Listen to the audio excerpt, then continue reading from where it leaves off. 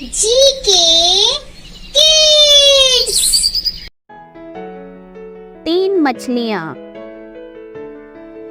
एक नदी के किनारे उसी नदी से जुड़ा एक बड़ा जलाशय था।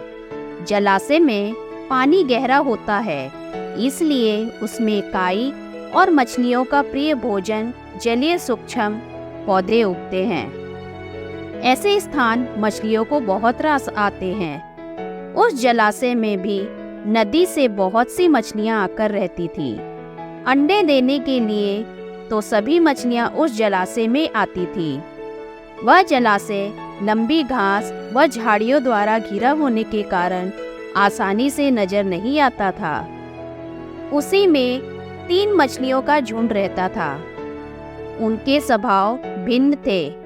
अन्ना संकट आने के लक्षण मिलते ही संकट टालने का उपाय करने में विश्वास रखती थी।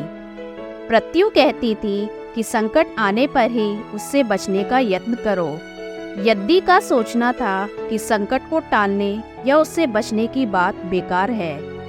करने कराने से कुछ नहीं होता, जो किस्मत में लिखा है वो होकर रहेगा। एक दिन शाम को मछुआरे नदी में मछलियां पकड़कर घर जा रहे थे। बहुत कम मछलियां उनके जालों में फंसी थी, अतः उनके चेहरे उदास थे। तभी उन्हें झाड़ियों के ऊपर मछलीखोर पक्षियों का झुंड जाता दिखाई दिया। सबकी चोंच में मछलियां दबी थी। वे चौंके। एक ने अनुमान लगाया, दोस्तों, लगता है झाड़ियों के पीछे नदी से जुड़ा जलाशय है, जहां इतनी सारी मछलियां पल रही हैं। मछुआरे पुलकित होकर झाड़ियों में से होकर जलाशय के तट पर आ निकले और ललचाई नजर से मछलियों को देखने लगे। एक मछुआरा बोला, आह, इस जलाशय में तो मछलियां भरी पड़ी हैं। आज तक हमें इसका पता ही नहीं लगा। यहाँ हमें ढेर सारी मछलियां मिलेगी। तीसरे ने कहा, आज तो शाम घिरने वाली है, कल सुबह ही आकर यहाँ जाल डालेंगे। इस प्रकार मछुआरे दूसरे दिन का कार्यक्रम तय करके चले गए। तीनों मछलियों ने मछुआरे की बात सुन ली थी। अन्ना मछली ने कहा, साथियों, तुमने मछुआरे की बात सुन ली। अब हमारा यहाँ रहना खतरे से खाली नहीं है। खतरे की सूचना हमें मिल गई है। समय रहते अपनी जान बचाने का उपाय करना चाहिए। मैं तो अभी भी इस जलाशय को छोड़कर नहर के रास्ते नदी में जा रही हूँ। उसके बाद मछुआरे सुबह आए, जाल फेंके मेरी बला से। अब तक मैं तो बहुत दूर अटखेलियाँ कर रही होंगी। प्रत्यु मछली बोली, तुम्हें जाना है तो जाओ, मैं तो नहीं आ रही। अभी खतरा आया कहाँ है जो इतना घबराने की जरूरत है। हो सकता है संकट आए ही ना। उन मछुआरों का यहाँ आने का कार्यक्रम रद्द हो सकता है। हो सकता है रात को उनके जाल चूहे कुतर जाए। हो सकता है उनकी बस्ती में आग लग जाए। भूचाल आकर उनके गांव को नष्ट कर सकता है, या रात को मूसलाधार वर्षा आ सकती है और बाढ़ में उनका गांव बह सकता है। इसलिए उनका आना निश्चित नहीं है।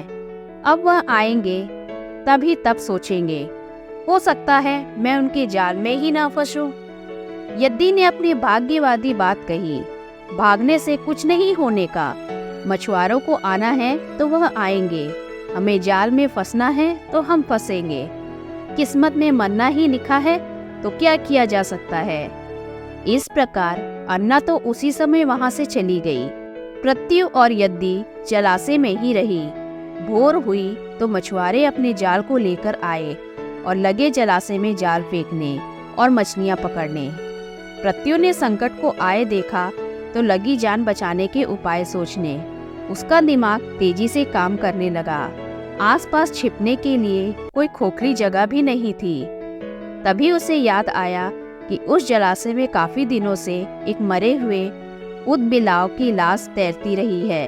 वह उसके बचाव के काम आ सकती है। जल्दी ही उसे वह लाश मिल गई। लाश सड़ने लगी थी। प्रत्यु लाश के पेट में घुस गई और सड़ती लाश की सगान अपने ऊपर लपेटकर बाहर निकली। कुछ ही देर में मछुआरे के जाल में प्रत्यु फंस गई। मछुआरे ने अपना जाल खींचा और मछलियों को किनारे पर जाल से उलट दिया। बाकी मछलियां तो तड़पने लगी, परंतु प्रत्युत दम साधकर मरी हुई मछली की तरह पड़ी रही। मछुआरे को सड़ान का भभका लगा तो मछलियों को देखने लगा। उसने निश्चल पड़ी पृथ्वी को उठाया और सूंघा। आग, यह तो कई दिनों की मरी मछली है, सड़ चुकी है। ऐसे बड़बड़ाकर बुरा सा मुंह बनाकर उस मछुआरे ने पृथ्वी को जलाशय में फेंक दिया। पृथ्वी अपनी बुद्धि का प्रयोग कर संकट से बच निकलने में सफल हो गई। पानी में गिरते ही उसने गोता लगाया और सुरक्षित गहराई में पहुंचकर जान की खैर मनाई। यद्दी भी दूसरे मछुआरे के जाल में फंस गई थी और एक टोकरे में डाल दी गई थी। भाग्य के भरोसे बैठी रहने वाली यद्दी ने उसी टोकरी में अन्य मछलियों की तरह तड़प तड़प कर प्राण त्याग दिए। शिक्षा, भाग्य भी उन्हीं का साथ देता है जो कर्म में विश्वास रखते हैं और कर्म को प्रधान मानते हैं। भाग्य के भरोसे हाथ पर हाथ रखकर बैठे रहने वाले का विनाश निश्चित है। धन्यवाद।